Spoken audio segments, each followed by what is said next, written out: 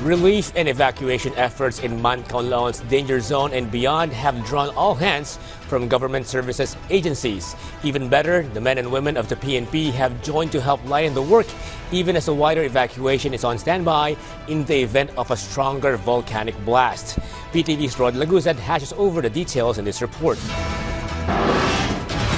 Philippine National Police assist in evacuation efforts for residents living at the foot of Mount Kanlaon. According to PNP spokesperson Police Brigadier General Jean Fajardo, 24 barangays are affected by the volcanic activity, 4 of which are directly impacted by the eruption. Doon po sa mga affected areas, pagka even evacuate na po sila, sir, may iiwan po tayo ng mga pulis po doon to make sure na hindi sila babalik doon sa mga critical areas po para maiwasan po yung anumang insidente na mababalik po sila at biglang pumutok po ulit. This time mas malakas, mas mahihirapan po tayo.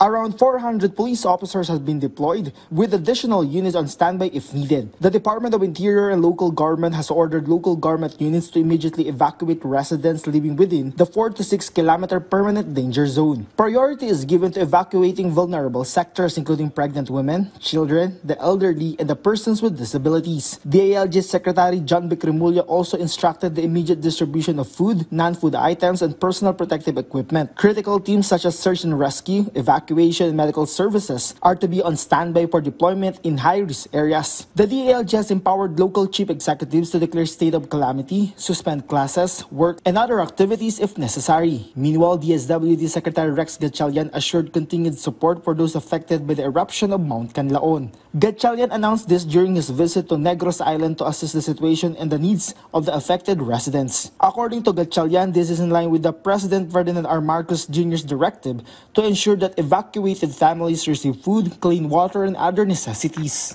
From PTV Manila, Rod Laguzad with Ryan Lesiges, Balitang Pambansa.